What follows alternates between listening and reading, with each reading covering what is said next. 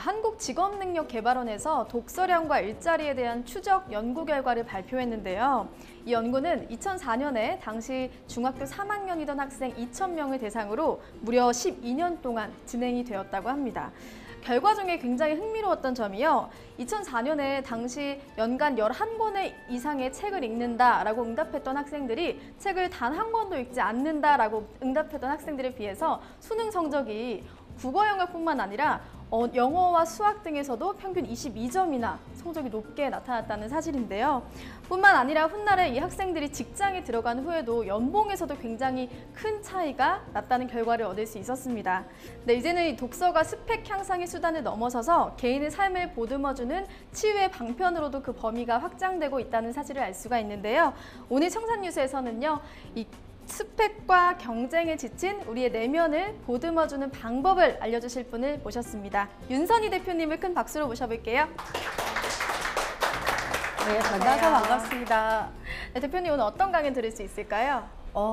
제 강의를 아주 간단하게 한 문장으로 말씀드리면 살찌는 강의? 딱 보시면 알겠지만 제가 살찌는 데 노하우가 있는 사람으로 보이죠. 아마 인생의 어떤 살을 찌우는 강의가 될 텐데요. 우리가 살다가 보면 굉장히 중요한 일, 그러니까 중요하다고 이름 붙인 일들이 굉장히 많아요. 그러니까 오늘 저한테 되게 중요한 미션 중에 하나는 아침 일찍 미용실을 가서 막 이렇게 꽃단장을 평상시에 하지 않는 꽃단장을 하고 오는 미션이었고요. 근데 그런데 긴 인생을 놓고 보면 이렇게 미용실을 가는 것 같은 작은 일들만 있는 게 아니라 굉장히 크고 중요한 일들이 되게 많죠. 그리고 인생을 그렇게 중요한 일들을 해나가면서 또 인생을 살찌우는 것 같아요. 그래서 오늘 강의를 통해서 우리가 긴 인생을 살아갈 때 어떻게 내 인생을 제대로 살찌울 수 있는지를 경험할 수 있는 강의가 될 것입니다. 몸에 살이 막 찌는 건 아니겠죠? 그래서 제가 제 강의를 들으면 이게 아마 정신만 찌우고 싶지만 저처럼 이게 겉으로도 좀 표현이 되지 않을까 걱정이 되긴 합니다. 네, 오늘 좋은 강의 잘 부탁드리겠습니다. 네. 네, 생각이 흐릅니다. 청산뉴스 윤선희 대표님의 강연을 박수로 청해 보겠습니다.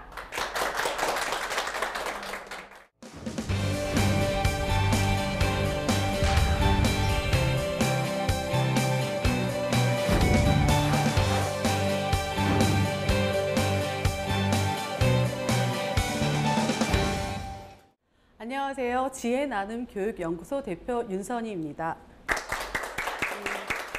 여러분 만나서 반갑습니다. 오늘 보셨죠? 문제는 나다. 아마 제 생각에 이 제목을 들으면 모두 다 혹시 나? 뭐 이렇게 생각할 것 같아요.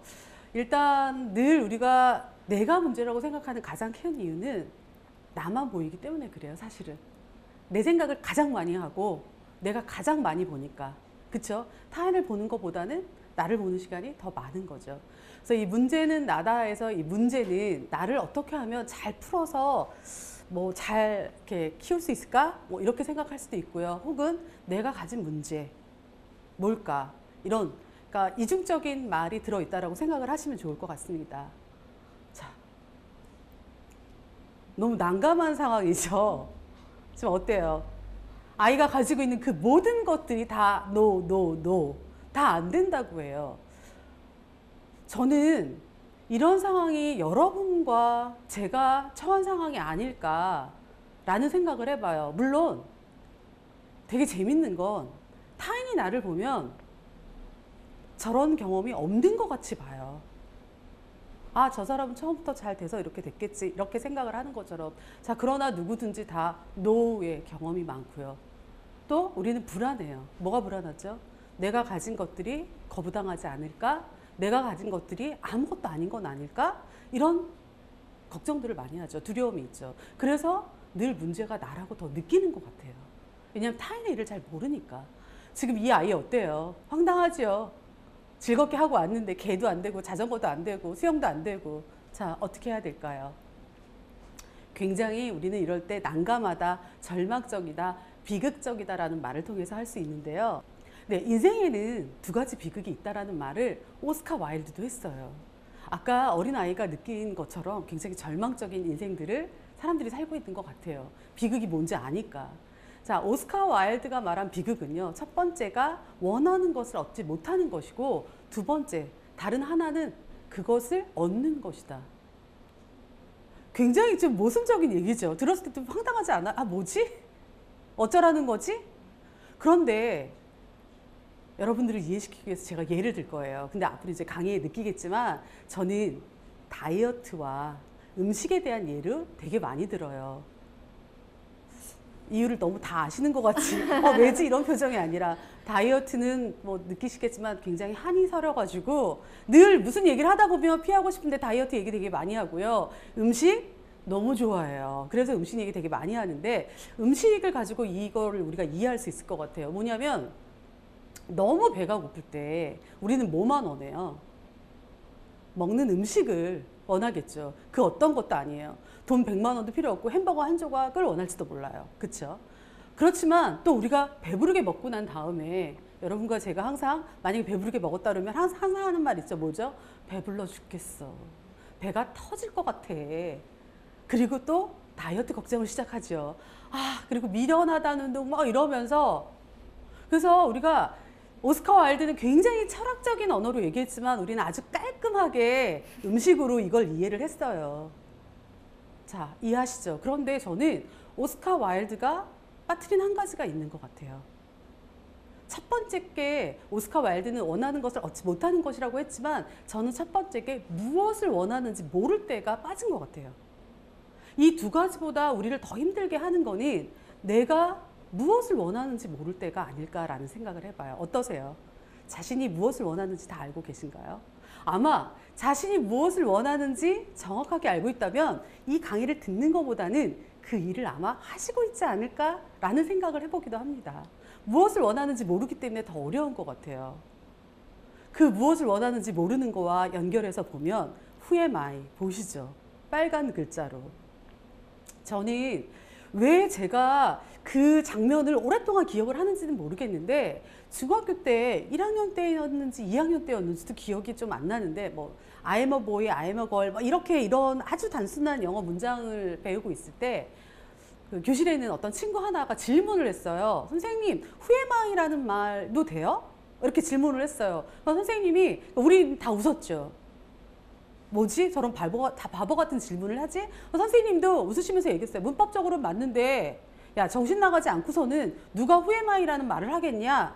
라고 했어요. 근데 저는 왜 그런지 이게 굉장히 오랫동안 각인이 돼서 기억이 돼서 제 책 어딘가에도 쓰여져 있고요. 제가 강의할 때도 굉장히 많이 써요. 물론 우리는 Who am I? 나는 누군가? 라는 식으로 질문하진 않아요. 이게 좀 변형이 돼 있죠. 어떻게 돼 있죠? 나 왜 그러지? 나 도대체 왜 이러는 거야? 나 뭐가 문제지? 나 문제 있나 봐. 너무 궁금해갖고 친구들한테 묻기도 하죠. 나 어떤 사람인 것 같아? 난 좀 성격이 어떤 것 같아? 타인한테 좀 물어봐요. 그리고 이제 그거가 더 궁금하면 이제 밖에 나가면 이렇게 좀 깔려져 있죠. 뭐가 있죠? 점집? 타로? 이게 또 대중화되어 있는 게 뭐냐면 그 신문 같은 데 보면 띠별 운세 나오죠. 그 다음에 뭐 별자리? 그리고 또 심리학적으로는 전혀 아니라고 말하는데도 극구 맞다고 하면서 하는 게 이 혈액형, 별 성격, 단무지 뭐 이런 말들 아실 거라고 생각해요. 자, 우리는 무척 궁금해요. 매우 궁금해요. 나는 어떤 사람인지, 나는 어떤지. 안 궁금하세요? 궁금하죠? 자, 저는 이거에 굉장히 그 좋은 예로 드는 게 셀카족들. 무지무지 자기 찍어대잖아요. 얼마나 궁금하면 내 모습이 어떤 모습이고 내가 어떤 모습으로 보여지고 나는 어떤 사람인지가 너무 얼마나 궁금하면 그 셀카를 그렇게 찍겠어요. 그쵸? 저는 이 나는 누구일까? 나는 어떤 사람일까? 이런 궁금증을 해결하기 위해서 여러분들에게 갖고 온 게 바로 책이에요. 책 좋아하세요? 아까도 얘기했지만 책을 뭐 한 권도 읽지 않는 사람, 뭐 읽는 사람 뭐 이렇게 나왔잖아요. 자, 책을 좋아하든 좋아하지 않든 우리는 이렇게 밑에 깔려져 있는 베이스에 믿음 하나는 있죠. 뭐죠? 책을 읽으면 좋다. 뭐 이런 거 무조건 뭐 이런 베이스는 있잖아. 책을 싫어하는 사람들은 없어요. 그러니까 싫다, 그러니까 나쁘다고 말하는 사람이 없는 거죠. 싫어하지 않는 게 아니라. 자, 여러분들에게 오늘 줄 선물이에요, 책이. 네. 아무도 뭐 기뻐하지 않는 것 같아요. 뭐 그냥. 자, 제가 독서 치유 전문가이기도 하지만 또 이면에 제 인생 자체도 책에 굉장히 영향을 많이 받았어요. 물론 우리가 오늘 해야 되는 강의 시간이 짧기 때문에 제 인생 전반의 이야기를 할 수 없죠. 대부분 다 이러잖아요. 내 인생 책 몇 권으로도 안 끝나. 뭐 이렇게 말하는 것처럼 제 인생도 마찬가지이기 때문에 끝낼 수는 없지만, 자, 제가 치유 강의를 할 때 맨 먼저 화면에 띄우는 말이에요. 읽기, 치유를 위한 선택. 근데 읽기와 치유에 가로가 쳐져 있죠. 무슨 의미겠어요? 다른 거를 집어넣어도 괜찮다는 거예요. 영화를 집어넣어도 괜찮고 드라마를 집어넣어도 괜찮다는 거죠. 또 하나는 치유가 아닌 뭐 자기 개발, 자아 실현, 아니면 뭐 성적 향상이 들어갈 수도 있겠죠. 모두에게 다른 것들이 들어갈 거예요. 지금 제 강의를 들으시는 여러분들도 자기에게 필요한 것들을 넣어보면 되실 거예요.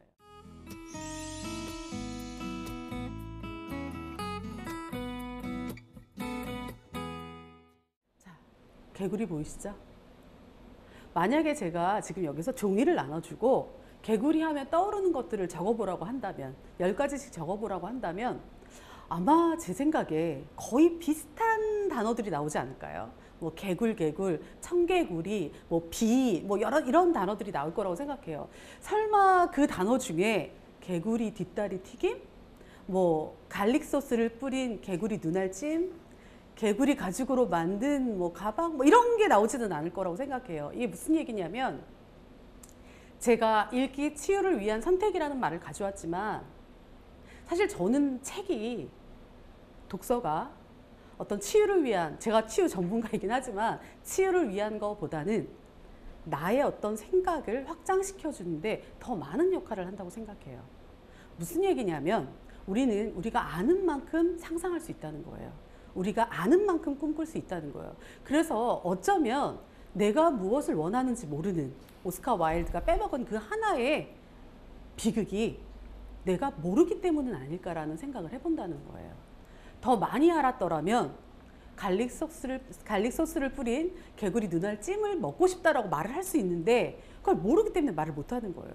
제가 결혼을 해서 되게 놀라웠던 건 뭐냐면, 저희 남편에게 뭐가 먹고 싶어요? 라고 물어봤을 때 저희 남편이 늘 하는 말이 모르겠어요. 아무거나요. 이렇게 말하는 거예요. 세상에. 아니 어떻게 먹는 거를 아무거나 뭐 모르겠어요 이런 말을 하는지 나는 그것도 이해가 안 갔지만, 근데 이 사람은 시골 출신인 거예요. 근데 그 사람이 나중에 하는 말이 먹어본 게 있어야지 먹고 싶은 게 있지요. 근데 어른들이 하는 말 중에 그런 거 있죠. 너는 아는 게 많아서 먹고 싶은 것도 많겠다. 이런 말씀 하시는 거 알잖아요. 그러니까 정말 아는 게 많아야지 먹고 싶은 것도 많은 것 같아요. 그래서 책이라는 거는 내가 무엇을 원하는지에 답을 줄 수 있다라는 생각을 저는 해요. 보이시죠? 책을 높이 쌓고 올라간 사람과 올라가지 않은 사람들, 저런 그림을 많이 봤을 거라고 생각해요. 물론 저는 저기에 책이 아니어도 좋다고 생각해요. 뭐가 있으면 더 좋을까요? 돈. 생각만 해도 돈을 쌓고 올라가요. 저는 돈이 그 모든 거를 해결해 줄 수 있기 때문에 돈을 쌓는다는 얘기가 아니라, 저 돈으로 여행을 하면 책을 읽는 것보다 더 많은 경험을 할 수가 있어요. 그리고 저 돈으로 훌륭한 선생님을 만나서 강의를 받는다면 더 좋은 이야기를 들을 수가 있겠죠. 하지만 여기서 또 하나의 비극은, 여러분과 저는 돈은 있는데 시간이 없잖아요. 그렇죠? 돈은 많이 저렇게 쌓을 수 있는데 우리는 시간이 없잖아요. 저희 가서 서 있을 시간이 없으니까 우리 그렇게 해요. 돈이 없는 것보다는 시간이 없는 게 낫지 않겠어요? 참 반응이. 자, 영국에 가면 사람 박물관이, 그러니까 사람을 대출해주는 도서관이 있다고 해요. 우리는 책이 모든 걸 해결한다고 하지만 사실 책이 우리가 선택하는데 가장 편리하기 때문에 선택하는 거예요. 영국에 있는 사람 도서관은, 만약에 내가 몸이 아프다 그러면 우리는 어떻게 하죠? 어떻게 해요? 일단 네이버에 들어가서 검색을 해보죠. 내가 지금 무슨 병인지 자가진단 일단 하고, 그 다음에 이제 어느 병원 갈지 병원 가서 의사 선생님이랑 상담하는데, 의사 선생님 몇 분 만나죠? 한 2분? 그쵸? 좀 잘 아는 사람 소개만 10분 정도 얘기할까요? 어쨌든 그래요. 근데 이 영국 도서관, 사람 도서관에 가면 내가 의사 선생님을 대출해서 1시간이고 2시간이고 그 병에 대해서 얘기할 수 있고요. 또 직접 그 병에 걸린 사람을 대출해서 그 병에 걸렸을 때 어떻게 하고 어떤 게 힘든지를 얘기해 볼 수 있다는 거예요. 아마 그럴 수만 있다면 저는 책보다 돈이나 사람이 더 나은 거라고 생각을 해요. 하지만 여러분과 저는 시간도 없고 돈도 약간 부족하니까 책으로 쌓는 게 가장 편한 방법이 되겠죠. 자, 여기서 이제 중요한 거, 우리 이제 책을 읽는다는 거에는 지금까지 제 말에 현혹돼서 아 그래 책을 읽자 결심을 하셨을 거예요. 안 하셨어도 하신 걸로. 자, 그런데 여기서 중요한 건 뭐냐면 책을 읽기는 읽는데 우리 여태까지 책을 제대로 읽지 않았다는 거예요. 여기 이제 5가지가 제가 그 독서 치유에서 주로 말하는 독서 치유의 5단계예요. 근데 이 단계는 뭐 첫 번째, 두 번째, 세 번째 이렇게 오기도 하고요. 어떤 때는 한꺼번에 3단계가, 4단계가 확 오기도 하고, 어떤 운 좋은 사람은 한 번에 5단계를 다 건너뛰어가지고 아, 나는 인생의 책을 찾았어. 내 인생 책. 뭐 이렇게 해서 말을 하는 사람도 있어요. 왜 이런 거 있잖아요. 로또를 처음 샀는데 맞은 경우가 있는 것처럼 책을 한 권만 읽었을 뿐인데도 내 인생의 책을 찾았다라고 말하는 사람도 있는 거죠. 자, 동일 씨는 아실 거예요. 우리가 드라마를 보거나 책을 읽을 때 보면 어떤 한 인물에 빠지죠. 감정이입이 막 되잖아요. 아, 그 사람이 빨리 뭘 어떻게 했으면 좋겠고 그 사람 편이 돼서, 특히 드라마에서는 어떻죠? 우리가 여자라면 남자 주인공의 상대의 여주인공이 돼서 드라마를 따라가잖아요. 근데 만약에 이런 동일 씨가 없었다면 지금 주변에 있는 그 엔터테인먼트 사업 같은 거는 활성화되지 않았을 거예요. 왜냐하면 몰입이 되지 않기 때문에, 감정이입이 되지 않으면 거기에 빠져들 수가 없거든요. 자, 이런 동일 씨는 자연스럽게 돼요. 누가 이런 동일 씨를 하라 알려주지 않아도 그냥 빠져들어요. 그리고 이제 정화, 카타르시스라고 말하면 좀 더 편하게 이해하실까요?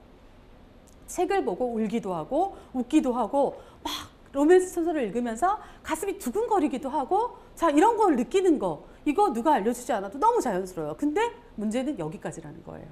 동일 씨와 정화의 단계가 딱 끝나면 그 다음 우린 책을 딱 닫고 뭐라고 말하죠? 재밌었어. 아주 좋았어. 그리고 다른 사람한테 권하죠. 이 책 읽어봐. 너무 재밌어. 친구가 무슨 내용이야? 그럼 읽어봐. 이제 기억이 안 나요.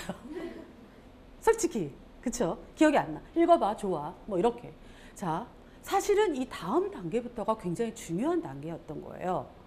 그 책을 읽고 내가 왜 이 인물에 빠져들었는지, 왜 이 인물이 자꾸 나를 슬프게 하는지, 왜 나는 이 장면에서 더 이상 책을 읽을 수가 없는지를 느껴봐야 돼요. 어떤 분이 저한테 이제 독서 치유의 상담을 오신 적이 있는데, 본인은 자꾸만 그 남자친구, 연애를 할 때 남자친구한테 매달리게 된대요. 그리고 남자친구가 너무 잘해줘도 불안하대요. 이 남자친구가 언젠가 자기를 떠날 거라는 생각을 자꾸 하게 되고, 그리고 책을 읽을 때도 그런 장면들이 나오면 너무 보기가 싫대요. 뭐 자기 일인 것처럼 밤새 잠이 안 온다고 해요. 그래서 이제 뭐 얘기를 한참 했어요. 근데 그 결과 어머니랑 뭐 이렇게 상담을 해보니까, 그러니까 얘기를 해보니까 어린 시절에 외가댁에 2살 때인가 맡겨진 적이 있었던 거예요. 본인도 기억하지 못하고 엄마도 그게 오랜 그 시간이 아니어서 몇 달이었기 때문에 굳이 얘기하지 않았던 기억인데 본인은 상처를 갖고 있었던 거예요. 그래서 이제 많은 얘기를 통해서 좀 당당하게 변했던 경우도 있었고요. 또 하나는 제가 이제 변한 케이스를 얘기해 드리면, 제가 얘기했잖아요. 다이어트에 한이 많다. 음식을 굉장히 좋아한다. 딱 봐도 그렇게 생겼잖아요. 저는 어떤 분이 상담을 해 오셨는데 자기는 너무 무기력하다. 삶이 재미없다. 직업도 뭐 그렇고 이제 그런 얘기를 했어요. 근데 그분하고, 그러니까 제가 독서 어떤 상담을 오면 제일 먼저 하는 일이 뭐냐면, 뭐 읽었던 책의 제목을 적어봐라. 내용이 기억 안 나도 괜찮다. 그리고 그 중에서 제일 기억에 남는 것들, 자기가 좋아하는 것들에 대해서 얘기를 먼저 시작을 해요. 대부분 거기에 답이 있어요. 근데 그분은 저랑 되게 코드가 맞았어요. 남자분인데. 참 슬픈 건 그분도 살이 좀 찌셨어요. 제가 살찐 남자 별로 안 좋아하거든요. 보기라도 좀 좋으라고. 자, 그래서 그분하고 얘기를 해보니까 너무 맞는 거예요. 좋아하는 영화도 너무 맞고, 저 되게 좋아하는 영화 해피브레드, 카모메 식당 뭐 이런 거 되게 좋아하거든요. 음식이 나오는 영화들. 그래서 저는 그분하고 얘기를 하다가 어느 날 발견을 했어요. 아, 나는 음식을 정말 좋아하는 사람이구나. 그래서 제가 몇 달 전부터 빵을 배워서 베이커리 카페를 차렸어요. 광고는 아니고요. 차려서 지금 하고 있어요. 빵을 아침에 제가 이렇게 강의가 없을 때, 이렇게 바쁜데 강의하고 글 쓰고 막 이러면서 바쁜데 그 와중에 시간이 나서 가서 빵을 만들면 되게 행복해요. 근데 그분도 지금 준비하고 계세요. 하시려고. 그래서 이런 게 바로 고찰이에요. 자기를 살펴보는 거. 왜 나는 이런 걸 좋아했지? 왜 나는 음식 나오는 영화를 좋아했지? 왜 음식을 보면 되게 행복하지? 왜 유독 인스타에 나의 친구들은 다 음식 사진을 올린 친구들만 있지? 막 저는 그런 거 되게 좋아하거든요. 자, 저를 고찰해보는. 그리고 이제 통찰, 깨달은 거죠. 아, 난 음식을 좋아하는구나. 그래서 저는 제 2의 인생을 이제 빵을 만드는데 걸어보자. 물론 살은 더 찌겠지만. 자, 그래서 통찰을 하고 자기 적용을 해보는. 그래서 책을 읽을 때 보통 사람들은 1, 2단계를 그냥 느끼고 딱 책을 덮지만 오늘 우리는 이제부터 어떻게 하셔야 돼요? 고찰을 해보셔야 돼요. 내가 왜 이 인물에 빠졌고 나는 왜 이 이야기를 좋아하고 그렇죠? 그리고 깨달아 봐야 돼요. 뭘 깨달아야 돼요? 나에 대해서. 내가 어떤 사람인지. 나는 무엇을 원하고 무엇을 싫어하고 내가 가장 꿈꾸는 게 무엇인지를 자꾸 찾으려고 노력을 해보셔야 돼요. 이 독서 치유에서 가장 큰 효과를 제가 딱 3줄로 3문장으로 정리를 해왔어요. 여러분이 제 책 한 권을 다 읽으신 결과라고 생각하시면 돼요. 이 책을 읽지 않으셔도 되는 거죠. 자, 나를 이해하고 표현할 수 있다는 거예요. 일단 자기를 고찰하고 통찰하게 되면 나를 남들에게 잘 표현할 수 있어요. 내가 어떤 사람인지. 우리 이런 거 있잖아요. 막 뭐 이렇게 자기 그 잡지 같은 데 성격 나오면 아니면 타로점 보러 가면 좀 우유부단하긴 한데 때로는 굉장히 결단력이 있어. 그럼 나오면서 그러죠. 맞는 말이야. 되게 로맨틱하지만 정숙해. 정말 딱 맞아. 다 맞는 말인 거야. 그런데 이제 그러지 않다는 거예요. 나를 제대로 이해하고 나를 표현할 수 있는 거야. 내가 뭘 좋아하는지 뭘 싫어하는지 뿐만이 아니라. 자, 그 다음에 좋은 역할 모델. 저처럼. 그 카모베 식당의 영화를 보면서 거기에 시나몬 롤이 나오는 줄 모르는 사람이 태반이에요. 근데 저는 영화를 보면서 시나몬 향기가 느껴질 정도였어요. 얼마나 좋아하는지 아시겠죠? 해피브레드를 보면서 이낙가를 그날 꼭 사 먹어야겠다라고 굳게 결심하고 빵집 몇 군데를 돌아서 이낙가 빵이 그렇게 흔하지가 않더라고요. 동네 빵집에. 그날 먹고야 말았다는 전설적인 이야기가. 자, 좋은 역할 모델을 찾을 수도 있고요. 또 삶의 방향을 찾을 수 있기도 해요. 어떠신가요? 저는 제 이제 강의를 카프카의 말로 좀 정리를 해보고 싶어요. 제가 그대로 읽어드릴게요. 우리가 읽은 책이 우리 머리를 주먹으로 한 대 쳐서 우리를 잠에서 깨우지 않는다면 도대체 왜 우리가 그 책을 읽는 거지? 책이란 무릇 우리 안에 있는 꽁꽁 얼어버린 바다를 깨트려버리는 도끼가 아니면 안 되는 거야. 저는 이 말이 정말 와닿았어요. 그리고 저도 이런 도끼가 갖고 싶었어요. 자, 어떠세요? 여러분들, 나의 문제는 나다라고 했는데 나의 문제를 깨트릴 도끼 하나 가지실 수 있겠어요? 자, 많이 생각하고요. 꼭 책을 읽지 않더라도 뭐 여행을 하시더라도 자기를 많이 생각하면서 나의 문제를 깨트릴 수 있는 좋은 시간들이 좋은 기회가 되셨기를 바랍니다. 감사합니다.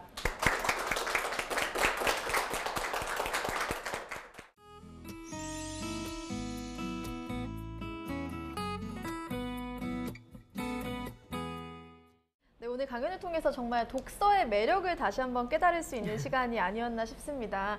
선생님은 근데 언제부터 이렇게 책에 좀 빠지게 되신 건지 궁금하더라고요. 그게 책에 빠졌다기보다는 저의 어린 시절에는 책 말고는 딱히 즐길 만한 게 없었던 것 같아요. 지금은 이제 뭐 스마트폰도 있고 뭐도 있고 뭐 되게 많잖아요. 근데 뭐 TV도 아침에 하지 않았고 유일하게 할 수 있는 게 뭐 친구들 만나서 놀거나 직접 액션을 취하거나 아니면 뭐 혼자서 책을 읽거나 그러니까 그냥 그게 오락이었던 것 같아요. 아주 좋은 환경이었던 거죠. 사실은 지금 제가 태어났더라면 저도 책을 좋아하진 않았을 것 같아요. 그래도 정말 이 책이라는 게 주는 위안이 굉장히 큰 것 같은데 아마 취업 준비생분들 중에서도 이제 선생님을 찾아오는 상담을 하러 오는 학생들이 그렇죠. 네. 많을 것 같아요. 혹시 그런 친구들한테 좀 추천해 주시는 책들이 있다면 어떤 게 좀 있을까요? 저는 이제 물론 이제 이 책 추천을 사실은 여기서만이 아니라 저한테 책 추천을 되게 많이 물어보세요. 근데 사실은 책 추천이 쉽지가 않아요. 그 사람을 왜 우리가 정신분석을 받을 때 살아온 날만큼 받아야 된다는 얘기가 있어요. 뭐냐면 그 사람한테 맞추기 위해서는 그 사람을 그만큼 잘 알아야 되는 건데, 근데 이제 보편적으로 제가 추천하는 책 중에 하나는 뭐냐면 자신을 돌아보게 하는 책을 되게 많이 추천을 하고요. 일단 제가 책을 권했을 때 굉장히 좋아하시는 이유 중에 하나는 저도 그림책을 많이 권해요. 그러니까 요새 그림책들은 우리가 옛날에 생각하는 그런 아주 단순한 이야기만이 아니라 그냥 철학적인 내용들을 많이 담아요.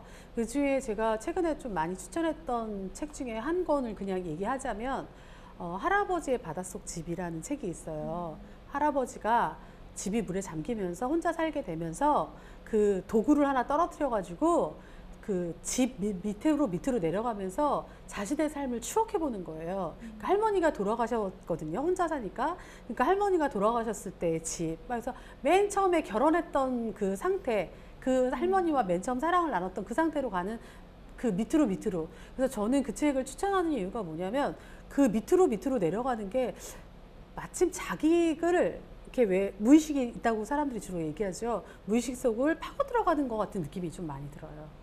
사람에 따라 다르긴 하지만. 그래서 그 취중생들이 겪는 어려움 중에 하나가 저는 제일 큰 게 두려움, 불안인 것 같아요. 지금 내가 하고 있는 게 잘하고 있는 건지도 모르고 이게 어떻게 되는 건지도 모르고, 그러니까 길게 보고 넓게 보지를 못한다는 생각을 많이 해요. 근데 이제 할아버지가 되어서 자기 삶을 반추해보는 그런 이야기 책을 읽으면서 자기의 삶을 또 미래로 가보기도 하고 그 다음에 과거로 돌아보기도 하면서 다시 어떤 뭐 에너지를 얻기도 하고요. 자기를 다시 세우기도 하는, 저는 그런 책을 많이 권하는 편이에요. 오늘 강연을 듣고 나서 여러분 집에 가서 꼭 책 한 번씩 펼쳐봐야겠다는 생각이 드셨을 것 같은데요. 네, 시간이 많이 가서 다음 시간에도 선생님의 강연이 계속 이어지니까요. 다음 강연도 계속해서 함께 해주시기 바랍니다. 고맙습니다.